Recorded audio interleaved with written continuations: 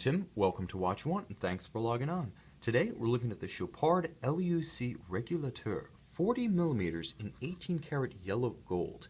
This one of 250 limited edition can be seen and purchased on our website, watchyoumwant.com. And if you enjoy these videos, please subscribe to our YouTube channel, Watch You Want Inc. Now on my wrist, 6 1/3 inches, 16 centimeters in circumference, this watch presents an intriguing dichotomy. Progressive, even avant-garde in its stylistic details, it's classical in its proportions, its case details, and its outright size. You can see my wrist is 16 centimeters in circumference, but the watch is a perfect fit and only 10 millimeters thick at its extremities from the top of the crystal to the back of the case back. The watch actually sits so low that with the conical, rounded bezel, it's really only 8 millimeters from the surface of the skin till the point where the case starts to slope at the bezel, so you can fit it under any dress cuff. Now, this watch is 10 millimeters thick, 40 millimeters across its round portion, but only 47.5 millimeters from lug to lug, and that works to your advantage on a smaller wrist. Now, I'm going to show you the profile. This gives you a good angle. You can see just how relatively short and tapered the lugs are, even in relation to a smaller wrist. There's absolutely no overhang or overlap.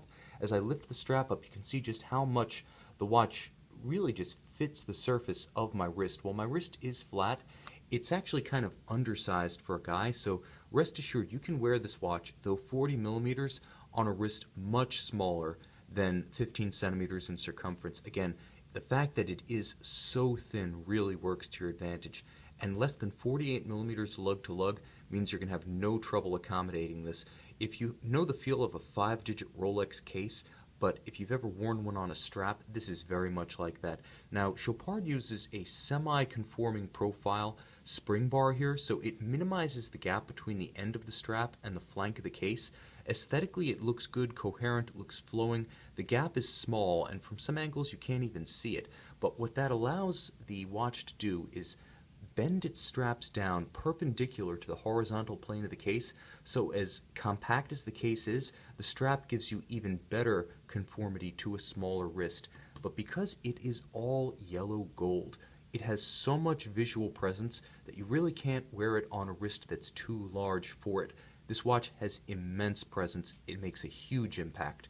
The strap itself is a nice piece because it's got just enough bolstering at the case flank that it doesn't appear undersized or dwarfed by the mass of all that yellow gold, but it tapers nicely, and on both sides too.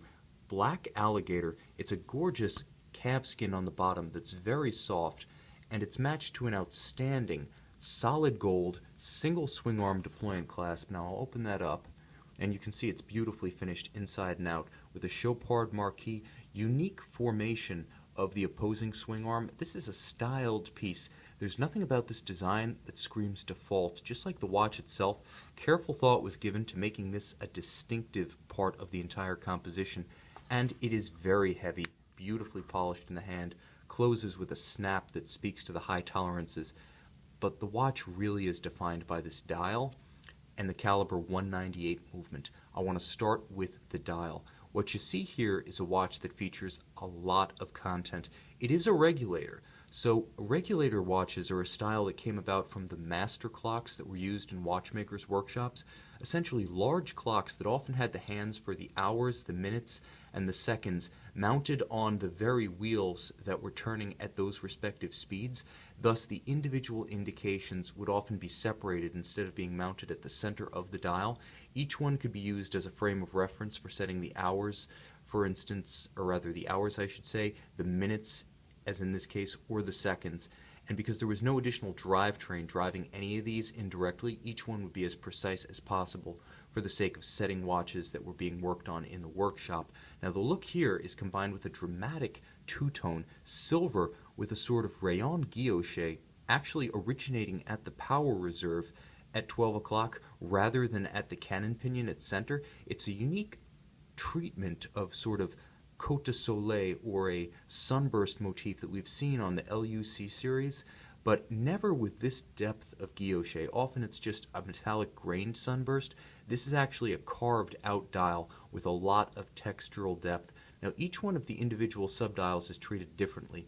The power reserve is given pride of place at 12 o'clock because this being an 8-day movement manually wound, and in fact it's more like 9 days when allowed to run out in full.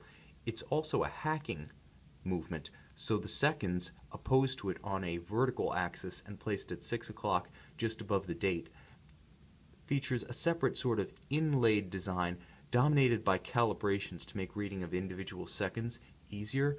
The hours, located at 3 o'clock, feature two-tone discs, an outer one that circles an inner white one, but the key, the aesthetic trick going on here, is that it's actually an asymmetrical hour track, thicker as it approaches the center of the watch, thinner as it approaches the crown. It's got an imbalance that's calculated and beautiful because of it. And then of course right here at 9 o'clock we have another feature. This one shows us a second independent time zone with independent setting courtesy of this pusher on the flank. And you can see even the pusher has been thoughtfully styled, first to feature a low profile, second to be practically useful without need for a toothpick or a pusher tool, and finally it's far more attractive than the dimple style pushers that are often used, while being ergonomically and functionally useful, that is, again, without a tool.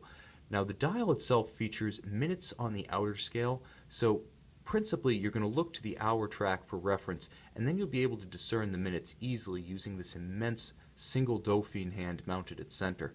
Now there are splashes of color here. The combination of the black and the gold is beautiful, and it provides a nice transition between the gold bezel and the cool silver motif of the guilloche center. Likewise, the use of a little splash of red at the end of the power reserve gives the watch a jovial character. As if there weren't already enough experimental imagery here, that splash of color at 12 really sets it off.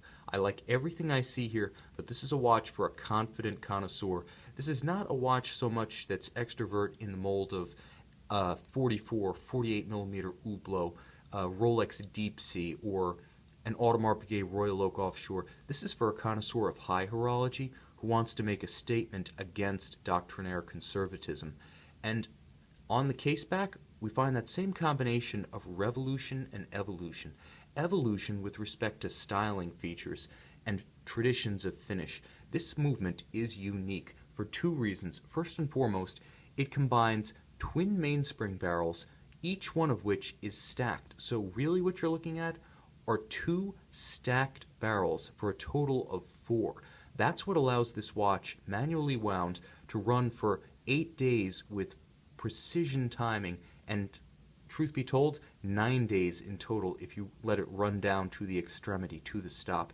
So truthfully, over 200 hours of mainspring power reserve, and the watch features all the hallmarks of the Geneva Seal standard of finish. It is a Geneva Seal watch, as you can see right here, below my thumb, Poinçon de Genève. These are made at Chopard's factory in Meyrin, Switzerland, in the canton of Genève. Now they have several manufacturing facilities. One's in Fleurier, one produces the jewelry under the brand's marquee in Germany, and then of course there's that Geneva studio that produces the Geneva Seal Chopard L.U.C. movements.